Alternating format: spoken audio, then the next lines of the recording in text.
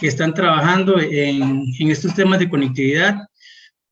Ya algunos los conozco, con el compañero Luis hemos trabajado en varios de los proyectos, incluso los que vamos a conversar ahora. Yo les voy a hablar desde un punto de vista que es mucho más macro, ¿verdad? Pero que se relaciona directamente con la mayoría de todas las presentaciones que han hecho acá. Y de hecho voy a tratar, ¿verdad?, algunos ejemplos con el paso de la Danta, con el corredor biológico paso de la Danta, que creo que le van a interesar bastante a la ponente anterior. Bueno, la experiencia desarrollada viene desde la Universidad de Costa Rica, desde un programa de investigación que se llama PRODUCE, que tiene 30 años de haberse fundado y que trabaja en temas como planes de ordenamiento territorial. De hecho, acabamos de tener un proyecto de evaluación ambiental estratégica para el sitio Patrimonio Mundial de las reservas de la cordillera de Talamanca y otros estudios de análisis complejos de territorio que llamamos nosotros, ¿verdad? Parte el tema de conectividad en esta escala que yo les estoy comentando es comprender cómo está conformado el territorio en sus diferentes niveles, ¿verdad? Entonces tenemos aquí en Costa Rica, porque cada país lo maneja diferente, ¿verdad? Entonces, lo que yo voy a hablar es específico del país, y la parte legal, aunque a veces no nos gusta tanto, tiene mucho que ver con estos temas. Acá vemos el mapa del país con las áreas silvestres protegidas marcadas ahí en verde. Los territorios indígenas están ahí marcados en un achurado morado, y en la parte central hay una zona, ¿verdad?, que está en rojo, que es la gran área metropolitana, la GAM, que es el territorio que concentra alrededor del 55-60% de la población del país, ¿verdad? Siendo que es una porción muy, muy pequeña del país, concentra toda la población urbana en la mayoría de este valle que tenemos en las ciudades de Heredia, Alajuela, Cartago y San José. Como podemos ver, las áreas silvestres protegidas, ¿verdad?, están aisladas en su mayoría de otras, excepto, ¿verdad?, este bloque grande que viene desde Panamá, desde el Pila Panamá, y que se integra con el Pila Costa Rica, Toiserere, Barbilla, luego ahí la zona de Los Santos, y de ahí pasa ya la cordillera volcánica central. Sí. Aquí está el mapa sin ningún otro elemento, ¿verdad?, de las áreas silvestres protegidas, para tenerlo más claro. Y de lo que nos comentaba la compañera expositora anteriormente, ¿verdad?, tenemos lo que son los corredores biológicos que se crearon para tratar de unir estas zonas en esta conectividad que llaman, ¿verdad?, estructural y funcional, con las rutas de conectividad estructural establecidas, que ya acabamos de ver la que pasa ahí por el corredor biológico del paso de la Danta. El tema es que, ¿verdad?, estas zonas se están quedando en una jurisdicción diferente a lo que son las áreas silvestres protegidas, y en el caso de los territorios indígenas, a sus territorios, y de eso vamos a comentarles un poco. Ahora tenemos una subdivisión de áreas de conservación, que son las que manejan cada una de las regiones del país, de acuerdo a la división que hace el MINAE. Y también tenemos otro tema, ¿verdad?, las cuencas hidrográficas, que como ustedes ven ahí en el mapa, no corresponde ni a las provincias, ni corresponde a los cantones tampoco. Entonces, desde el elemento del territorio que sería más lógico de trabajar, que es una cuenca, y hay que sumarle a este mapa las microcuencas, tenemos un problema porque no hay una relación real entre la división del territorio y la división política que hicimos en el país, ni la división, ¿verdad?, que tiene el SINAC también para trabajar, que es parte de la complejidad que tenemos, o de los problemas que hay para gestionar el territorio. Entonces tenemos varios elementos que hemos visto, ¿verdad?, las áreas protegidas, los territorios indígenas, los cantones, los corredores biológicos. ¿Cómo tiene esto que ver con conectividad y con paisaje? Resulta que cada uno de estos elementos tiene una herramienta para ordenar ese territorio diferente. Las áreas silvestres protegidas tienen planes de manejo Los territorios indígenas tienen un plan de ordenamiento aparte, ¿verdad?, que elaboran ellos independientemente, de acuerdo a la legislación internacional. Están los cantones, que tienen que hacer el plan regulador cantonal o el plan regulador costero, depende de la zona en la que se ubiquen. Y en un nivel inferior, ¿verdad?, están los corredores biológicos con los planes de gestión. Entonces tenemos esas herramientas de ordenamiento en un mismo territorio que están trabajando, ¿verdad?, en digamos que, gestionar las zonas que integran el paisaje de un determinado espacio. Por ejemplo, aquí tenemos el Parque Nacional Barbilla y su zona de amortiguamiento, que está determinada en el plan de manejo. Ustedes verán, es esa mancha que se ve alrededor de la zona verde que dice Barbilla, y resulta que en este caso esa área de amortiguamiento de Barbilla cae en un 90% dentro de territorio indígena, ¿verdad? Dentro de Nayaguari y el territorio de el Bajo Chirripó. ¿Cuál es el tema ahí? Entonces, tenemos el plan de manejo, pero la zona de amortiguamiento no la puede gestionar el SINAC porque es del territorio indígena. Ahí ya hay un desfase, ¿verdad?, entre lo que es la planificación y lo que es la realidad. Luego tenemos en esta imagen el mapa de el Parque Nacional Chirripó y su zona de amortiguamiento. Como vemos acá, la zona de amortiguamiento cae en su mayoría dentro de lo que es el cantón de Pérez Celedón. Entonces, si bien el parque está en su plan de manejo, la zona de amortiguamiento está regulada por el plan regulador. Entonces, ahí tenemos otra diferencia. ¿Cómo se tiene que enlazar todo este tema? Pues resulta que los planes reguladores, los planes de ordenamiento territorial, cuando se hagan, tienen que ir enlazados con los lineamientos estratégicos que se pongan en los planes de manejo de las áreas silvestres protegidas y en los planes de gestión de los corredores biológicos. Entonces, cuando se hagan esas herramientas, hay que incorporar dentro de los planes reguladores todo lo que sean lineamientos estratégicos de las áreas protegidas y de los corredores biológicos, que es parte, ¿verdad?, de lo que nos expuso ahora la compañera de problemas que se están dando en el corredor Paso de la Danta. ¿Por qué es importante esto? Porque el plan regulador es el que nos va a decir cuáles son las zonas que se tienen que establecer en un sitio, en cuánto se pueden dividir los terrenos, cuál es la cobertura, el porcentaje del suelo que se puede impermeabilizar, qué actividades se pueden permitir o no en una zona, qué características tienen que tener las construcciones, por ejemplo, qué alturas tienen que tener, qué retiros, si son zonas ambientalmente muy frágiles, ¿verdad? Yo no voy a permitir fraccionamientos o que dividan los terrenos en lotes pequeños de 500 metros, de 100 metros, de 90 metros, como si lo permitiría una ciudad. Entonces, ese tipo de zonas requieren un fraccionamiento más grande, por ejemplo, de 8 o 2 hectáreas, alturas de 2, 3 pisos, y que de esa zona o de esa finca se vaya a impermeabilizar muy poco, ¿verdad?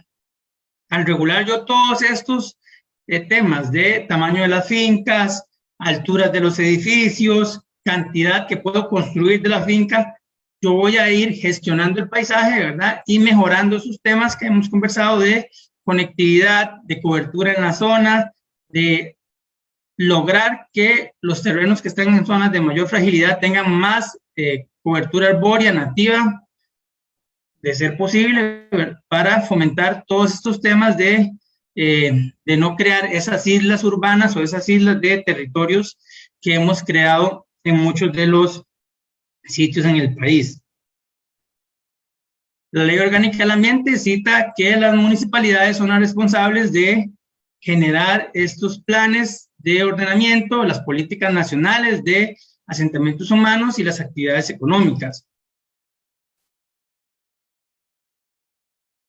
Generalmente, cuando se realizan estos planes, hay que considerar el uso actual, lo que hay en la zona, si es una zona agropecuaria, si es una zona de cobertura boscosa o cobertura forestal, si tiene manglares, si hay corredores biológicos, todo eso se tiene que considerar dentro de los planes de ordenamiento territorial que se realicen en determinada zona. El catastro, aquí tenemos el mapa del cantón de Garavito, cantón costero, y el mapa catastral, que lo que nos indica es el tamaño de las fincas. En este caso, las manchas azules son fincas de 2 a 4 hectáreas, el más azul más oscuro, el azul más claro son las fincas de 1 a 2 hectáreas, el celeste de 5.000 a 1.000 metros. Entonces, como vemos, y las manchas grises son fincas de más de 4 hectáreas. En este cantón, la mayoría del territorio es de más de 4 hectáreas. Eso me indica que si yo voy a hacer un plan regulador, yo tengo que respetar ese tamaño y no voy a poner que se pueda partir el cantón en 500 metros, en 1.000 metros, que va a venir a fraccionar y va a permitir aumentar todas las construcciones que ya existen en zonas, y generalmente son zonas de alta fragilidad, ¿verdad? Que son todas las montañas que están ahí cuando uno va pasando por desde Orotina hasta llegar a Japón, todo lo que vemos en el lado de la montaña de alta pendiente, que son todas estas fincas que están ahí en ese sector. Aquí vemos el catastro, cómo se concentra en algunas pocas fincas, los tamaños más pequeños de 1.000, 2.000 metros, que nos van a indicar cómo tenemos que ir gestionando el territorio en un plan de ordenamiento en una zona. El mapa de pendientes también, ya con solo eso, con catastro, uso del suelo y pendientes, yo puedo generar un plan regulador que vaya a proteger muchísimo las zonas más frágiles del cantón, sumado a otro montón de variables que hay que incorporar. Son muchas variables, pero estas son algunas de las centrales. Aquí vemos en rojo las zonas de mayor pendiente, por ejemplo, aquí en la parte que está más al norte hay un área protegida que es el Cerro del Chompipe, y justamente le hicieron un condominio ahí a la par, ¿verdad? Rompiendo toda la conectividad que puede existir entre esa área protegida que es pequeña y el resto de zona de alta pendiente, que es justamente lo que uno quisiera evitar cuando hace un plan de ordenamiento. Otro tema muy importante, las zonas de amortiguamiento de las áreas silvestres protegidas. Como ya vimos, los planes de manejo que tienen las áreas silvestres protegidas tienen zonas de amortiguamiento, pero si no se establecen en un plan de ordenamiento territorial, en la realidad esas zonas cuestan mucho defenderlas. Entonces, en los planes reguladores hay que establecer zonas de amortiguamiento. ¿Cuál va a ser el tamaño ideal? Eso va a depender mucho de la zona, de la topografía, de la cobertura, pero uno tendría que considerar la importancia de una zona de amortiguamiento cerca de un área silvestre protegida. Por ejemplo, esta es una imagen que es de una página de venta de lotes de una empresa ahí en Garavito, y como ustedes ven en la imagen, en un icono, ¿verdad? Que es como verde, parece no es pasto, pero es algo similar. Ese es un manglar. De hecho, este residencial está justo colindando con el manglar. Vemos que no hay ningún tipo de zona de amortiguamiento, de zona de protección. Los lotes se están vendiendo igual. Imagínense las aguas residuales, los temas de conectividad, todo lo que va a generar eso en problemas para la parte biológica por no tener un plan de ordenamiento adecuado en esa zona. La parte de usos también es muy importante, como hemos hablado.